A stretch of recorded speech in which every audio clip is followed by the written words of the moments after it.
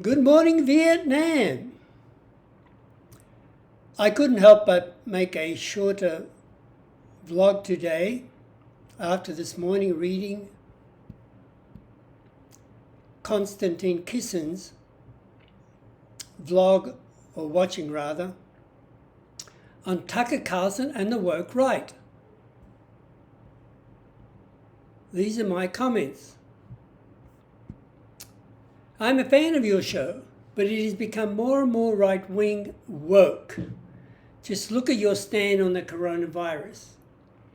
I even subscribed to your station after watching some of your shows over the last few weeks. But now, after watching this one, and also the one where you have that young woman, I can't think of her name, as a new permanent commentator on your show, I now have become unsubscribed. So now you begin your video discussing Tucker's visit to Moscow, but I don't see you really criticizing Tucker, or at least discussing that Tucker's interview was such a sham, and he didn't ask Putin hardly any difficult questions. But then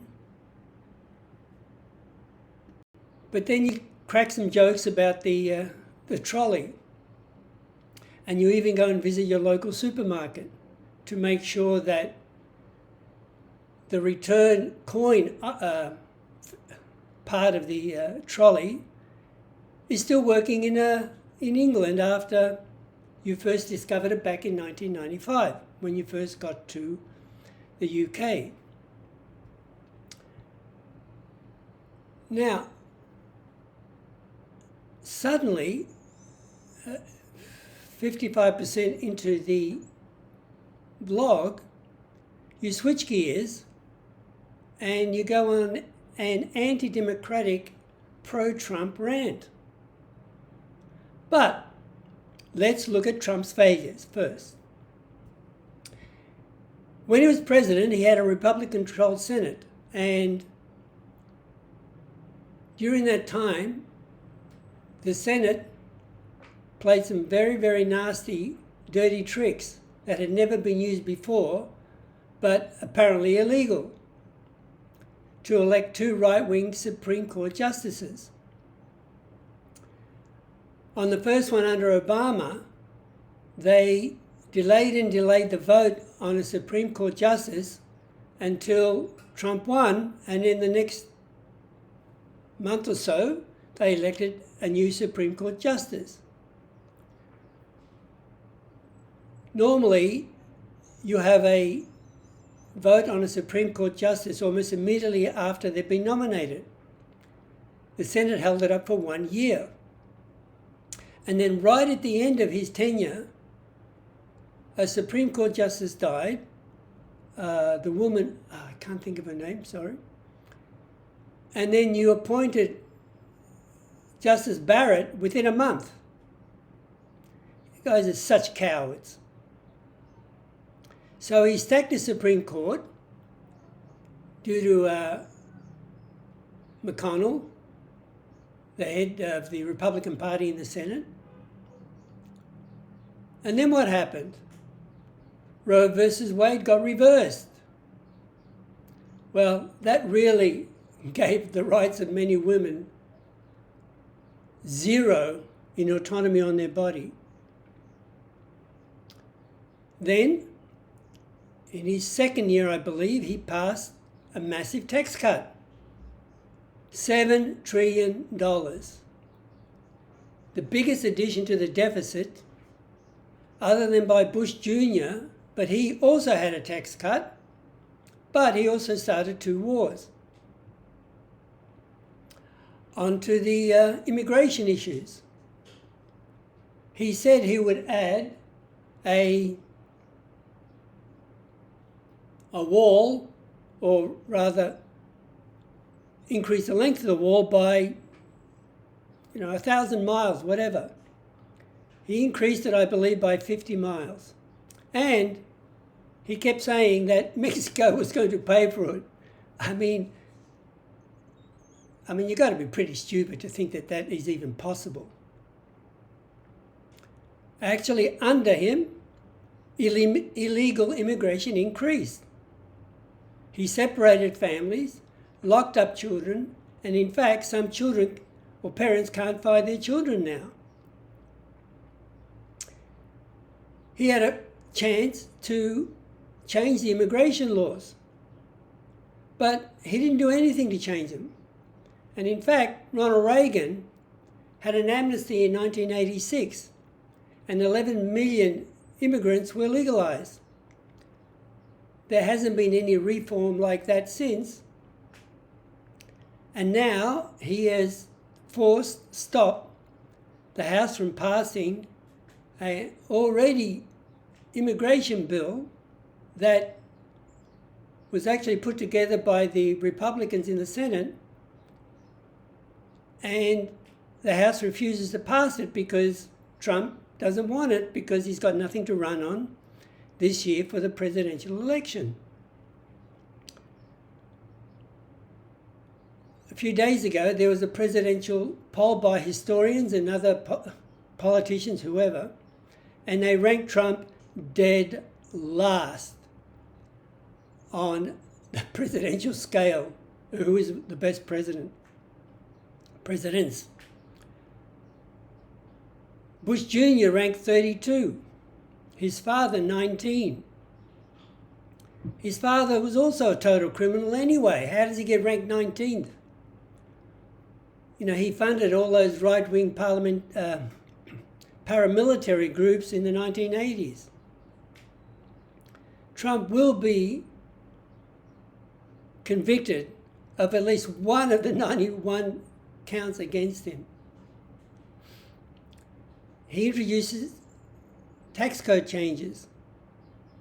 The biggest part of it was the reduction of corporate tax from 35% to 23%. How does that increase the quality of life for 90% of Americans? He did have some successes. The First Step Act. It reformed the criminal justice system with bipartisan support. There was many good points in that act. He had a strong anti-ISIS agenda, and he had many successes in targeted attacks against ISIS. He created Space Force, a new department to protect the US interests in outer space. But really, I don't know how it's going to work. Or is it just more money for defense contractors? He did place around 55 judiciary appointments in 4 years, which was the same amount as Obama did in 2 terms, 8 years. I mean, is that a good or a bad thing? It depends on which side of the fence you're on.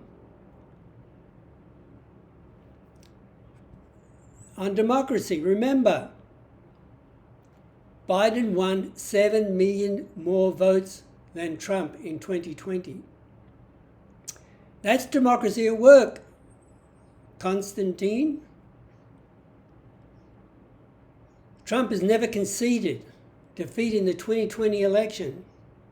There were some 65 cases brought against the election, many in front of Republican judges, and everyone was defeated.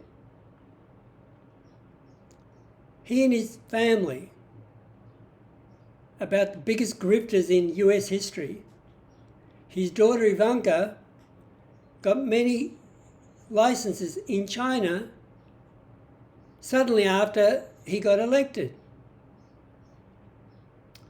He also played out that he's paid huge fines of his university scam, the Trump University, and also for stealing money from his charity organization.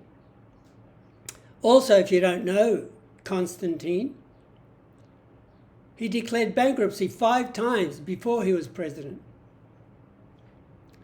His battle cry during the election in 2016, 2016, was drain the swamp. Well, guess what?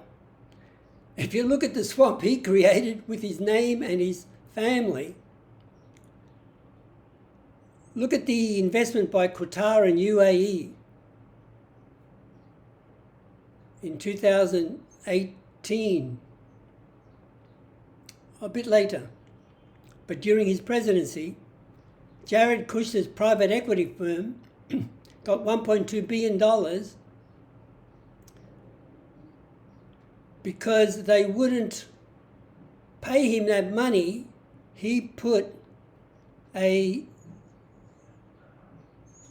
stranglehold on Qatar, and they put all these sanctions on Qatar. And then after they paid $1.2 billion to Jared Kushner's equity fund, all the sanctions got lifted. Let alone the latest thing that happened in the last few days of the Trump presidency, when Jared Kushner got another $2 billion for his real estate investment fund from the Saudis. Another thing, lock up Hillary Clinton was a famous cry leading up to the election, because she used her personal email server to do government business. But no criminal charges were actually filed against her. He also said during his presidency, anyone who takes the fifth on the stand in a judicial case is a coward. He then went on to take the fifth 400 times in one lawsuit against him. Also, Trump had 120 classified documents in his residence at Mar-a-Lago and refused for 18 months to return them. He boasted he had them and even was recorded boasting he had them. So, all your discussion about Trump being victimized, please, the guy is a crook. I mean, how much more evidence do you need? I guess he had ample time in power. Give democracy a chance. But achieved almost nothing. Democracy works, Konstantin, even though it is continuously under threat. You know better than most, being an immigrant from Russia. You have become everything you ran away from, and now a right-wing apologist. For what? More clicks? You said recently you wanted TRIGGERnometry to become more of a news outlet. Please, we have enough of those right-wing woke channels like Fox News and Newmax.